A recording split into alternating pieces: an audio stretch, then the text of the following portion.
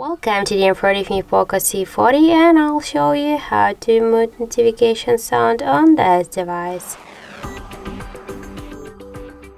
First, let's open the settings application and then scroll to the sounds and vibration. Then you'll see here the ringtone and notification volume panel. Here, by mute this volume panel, you will mute your ringtones and also the notifications. But if you wanna stay with the ringtones and you wanna mute only your device notifications, you should unmute this volume panel. Then just tap here to notifications, select profile, click ringtones. Okay, that's just the ringtones. Once again,